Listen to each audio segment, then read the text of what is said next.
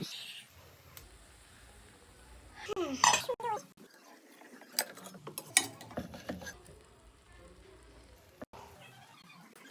Morning সবাইকে, কেমন আছো সবাই? My self Sneha and welcome back to a new cooking video and welcome back to my YouTube channel versatile. So আমাদের এদিকে কিন্তু বেশ ভালোই জাঁকিয়ে শীত ঢুকে গেছে। আর আমি যে পরিমাণে খাদ্যরসিক মানুষ, আমি শীতকালটার জন্য অপেক্ষা করে থাকি যে কবে শীতকাল আসবে আর আমি জমিয়ে রান্নাবান্না করবো, তার পাশাপাশি খাবো। তাই আজকে এই রবিবারের দুপুরে মনে করলাম যে একটুখানি ঘরোয়াভাবে বিরিয়ানি বানাবো আর সেই রেসিপিটার ভিডিওটা তোমাদের সাথে শেয়ার করব। তাই এই ভিডিওটা কিন্তু একদম স্কিপ না করে প্রথম থেকে শেষ অবধি দেখো আর আমার পাশে দেখো। তাহলে চলো আর বেশি ভিডিওটা বড় না বানিয়ে ঝটাপট বিরিয়ানি বানানোর প্রস্তুতিটা নেওয়া যাক। এখানে সর্বপ্রথম আমি ধনে পাতার সাথে পুদিনা পাতা আর 2-3টে মতো ঝালের পরিমাণ অনুযায়ী বুঝে কাঁচা লঙ্কা নিয়ে সেগুলোর একসাথে পেস্ট বানিয়ে নেব।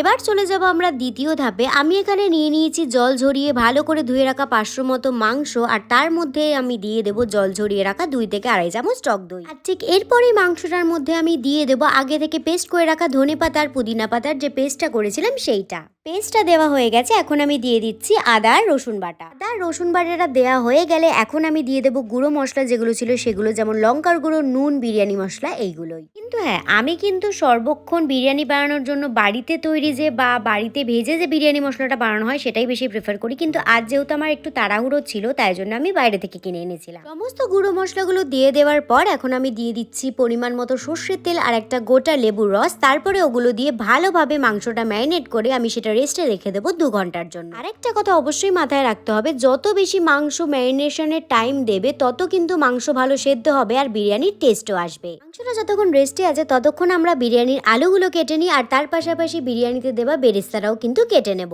বেরেস্তা বানানোর জন্য পেঁয়াজের স্লাইসগুলো যত পাতলা করবে পেঁয়াজের বেরেস্তা কিন্তু তত বেশি মুচমুচে হবে। চলুন, বেরেস্তাগুলো তো কাটা হয়ে গেছে, এখন তাহলে আলুগুলোকে নুন আর হলুদ দিয়ে 80% মতো সেদ্ধ করে নেওয়া যাক। সমস্ত কিছুর পাশাপাশি আমাদের এটাও মাথায় রাখতে হবে, আমরা কিন্তু চাল, আলু, মাংস প্রত্যেকটা জিনিসই 80% কুক করব। যেহেতু আমরা 20 মিনিট মতো বিরিয়ানিটাকে দম দেবো, তাতে কিন্তু চাল, আলু, মাংস প্রত্যেকটাই হাফ কুক থেকে ফুলি কুকড হয়ে যাবে। আলুটা একপাশে সিদ্ধ হতে থাকুক। এখন তাহলে আমরা চালটার জন্য গরম জলে দিয়ে দেবো 2 চামচ মতো নুন আর 2 চামচ মতো সাদা তেল আর কিছুটা বিরিয়ানি মশলা আর সাথে এরকম গোটা কয়েকটা গরম মশলাও। গরম জলে সমস্ত কিছু দিয়ে দেওয়ার পর এখন আমি জলটা ভালোভাবে নাড়িয়ে চাড়িয়ে কিছুক্ষণ ফুটতে দেবো। তারপরে জলটা ভালোভাবে ফুটে এলে আমি ওভারনাইট যে চালটা ভিজিয়ে রেখেছিলাম সেইটা দিয়ে দেবো। এই তো চালটাও এখন তোলা হয়ে গেছে, এখন আলুটাও মোটামুটি সেদ্ধ হয়ে গেছে। তাহলে আরেকবার একটু কড়া বসিয়ে তেল দিয়ে আমি বেরেস্তাটা ভেজে নেবো আর আলুটাও একটুখানি ভেজে নেবো আরো বেশি স্বাদের জন্য। এই আলু নামক সবজিটা আমাদের বাঙালিদের কাছে সবজি কম, ইমোশন বেশি, কারণ যে কোনো তরকারিতে যদি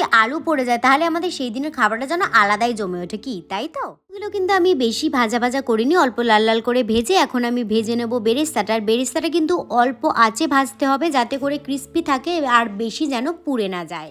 যত পরিমাণে ভাজা হবে তত পরিমাণে মুচমুচে হবে, তবে হ্যাঁ আমাদের কিন্তু আঁচটাকে সামান্য রাখতে হবে যাতে করে বেরেস্তাগুলো পুড়ে না যায়, কারণ বেরেস্তার ওপরেও কিন্তু বিরিয়ানির অর্ধেক টেস্ট ডিপেন্ড করে। বেরেস্তাটা ভাজা হয়ে গেলে ওই একই তেলের মধ্যে আমি ম্যারিনেট করে রাখা মাংসটাও দিয়ে দিচ্ছি। আর বিরিয়ানির মাংস বানানোর ক্ষেত্রে কিন্তু আমি কোনো প্রকারের জল ব্যবহার করব না, যতটুকুনি জল মাংস ম্যারিনেট করার পর বেরিয়েছে সেটা দিয়েই পুরো মাংসটাকে 80% মতো কুকড করে নেব বা ভালো মতো কষিয়েও নেব। মাংসটা যতক্ষণ ভালো মতো কষে যাচ্ছে ততক্ষণ আমি এখানে বানিয়ে নেব কেওড়া জলের মিক্সচারটা। তো এটার মধ্যে আমি নিয়েছিলাম হচ্ছে পরিমাণ মতো দুধ আর 1 চামচ ফুড কালার, আর সাথে ছিল কেওড়া জল, গোলাপ জল আর মিঠে আতর। সেটা এদিকে ভালো মতো কষে গেছে, এখন তাহলে এক এক করে আলু আর চালগুলো এর উপরে দিয়ে দেবো।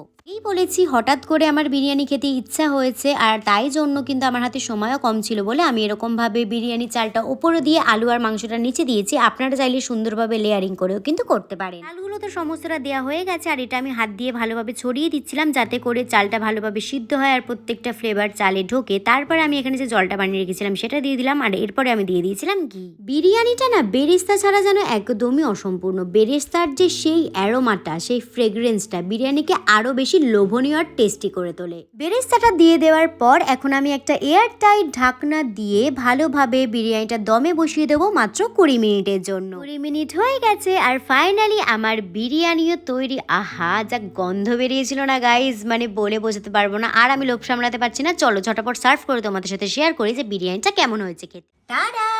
এই যে আমি সুন্দর করে থালা সাজিয়ে দুটো ডিম সেদ্ধর সাথে, আর এই যে লেগ পিসটা পুরো চকচক ঝকঝক করছে, বিরিয়ানি সাজিয়ে নিয়ে চলে এসেছি। তো এখন আমি টেস্ট করে তোমাদের বলবো যে আমি কতটা পারফেক্টলি বিরিয়ানি বানাতে পেরেছি, বা কি কম আছে বা কি বেশি আছে। তো চলো, এরকম সুন্দর লাজিজ বিরিয়ানি সামনে দেখে আমি এত কথা বলতে পারছি না, আগে টেস্টটা করে তোমাদের বলি। যে আলু প্রপার সিদ্ধ হয়েছে, আলুটা নিয়ে ভেঙে, চুলটা জ্বালাচ্ছে আমাকে, আরে খাওয়ার সময় কেন এই সমস্ত হয় ঠাকুর। যাই হোক, তো এই যে আলু মাখিয়ে, এই যে লেগ পিসের থেকে একটু চিকেন নিয়ে চলো স্টার্ট করা যাক।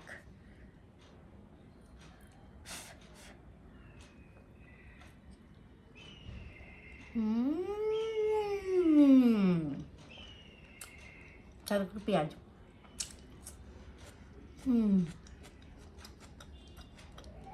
জাস্ট সাবাস নেওয়া সাবাস, মানে আমার এটা খেয়ে জাস্ট এইটুকুনি বলতে ইচ্ছে করছে, প্রাউড অফ মাই সেলফ।